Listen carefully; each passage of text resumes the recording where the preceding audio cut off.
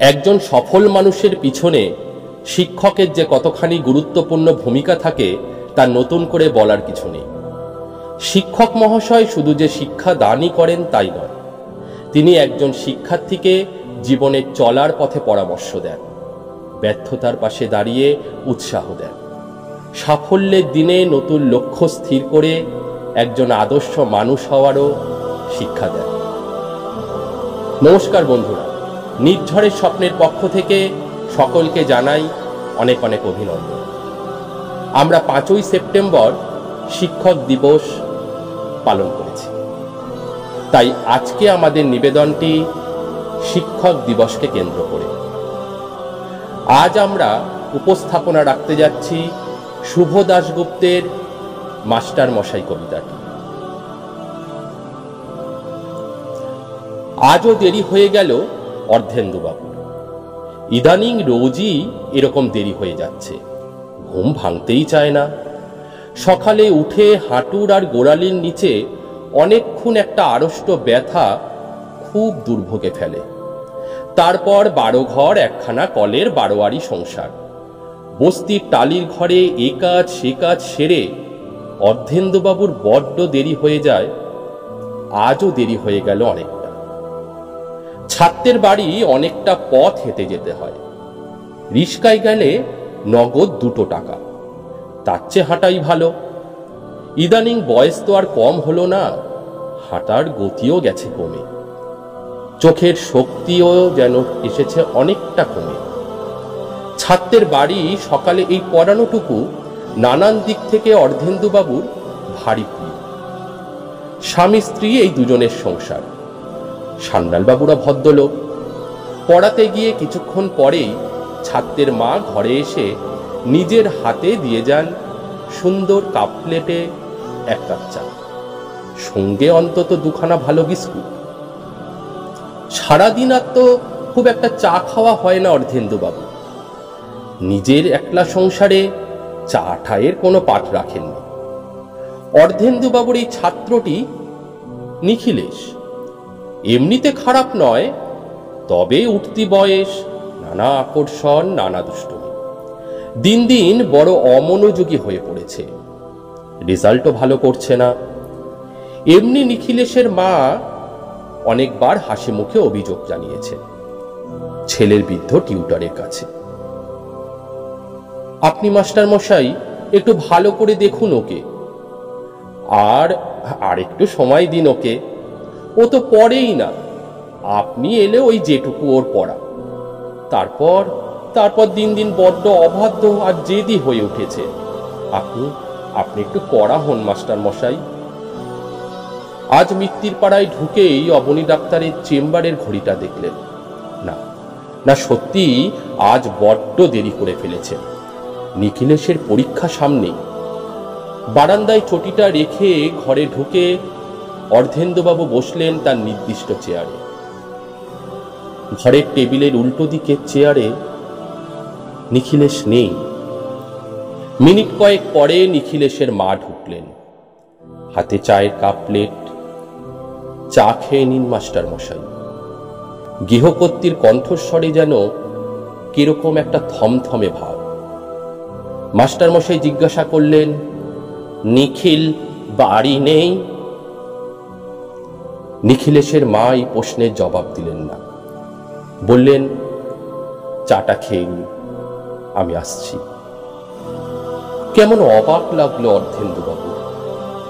এ বাড়িতে তিনি অনেক বছর ধরে আছেন, কখনোই মহিলাকে এমন গম্ভীর দেখেননি তিনি।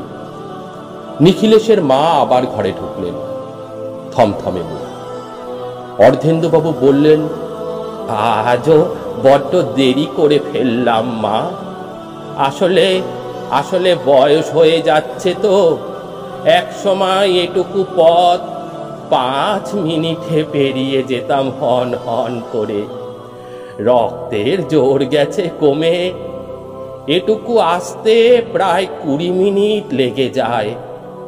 তার উপর আবার ভাতের ব্যথাটাও। মাস্টার মশাই, এই নিন আপনার 1 মাসের টাকা। টাকা? কেন এখন কেন টাকা? আজ তো সবে 10 তারিখ।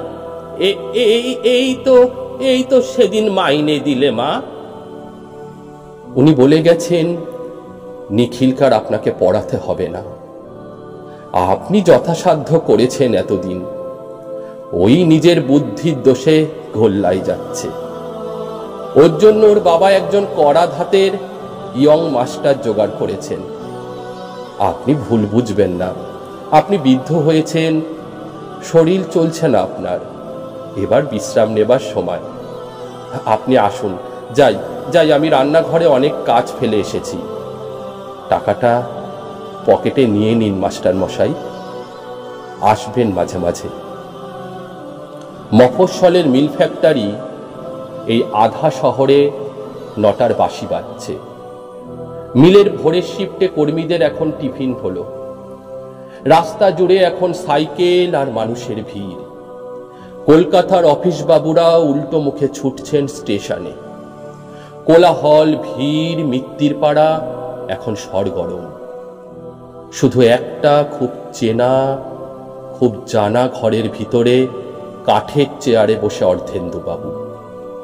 সব কোলাহলের বাইরে এক আশ্চর্য স্তব্ধতায় থমকে বসে রইলেন। তারপর আস্তে আস্তে উঠে দাঁড়ালেন। চাটা পুরো খাওয়া হয়নি। টাকার নোটগুলোর দিকে তাকালেন, আর তারপর তাকালেন এতদিনের বসা সেই চেয়ারখানার দিকে। দামি শাল কাঠের শৌখিন চেয়ার, এবারে রুচি আর অর্থের ছাপ লাগা। সেই চেনা চেহারটার পিঠে হাত বোলাতে বোলাতে আরেকটু দাঁড়ালেন। তারপর যেন ছেলেবেলার স্কুলের ফাংশনে আবৃত্তি করেছেন এমন ভাবে বলতে লাগলেন, গাছ বুড়ো হয়ে গেলে কাঠ হয়, কাঠের চেয়ার হয়, কাঠের খাট হয়, টেবিল হয়, কাঠ মানুষের কত কাজে লাগে। মানুষ বুড়ো হয়ে গেলে, মানুষ বুড়ো হয়ে গেলে।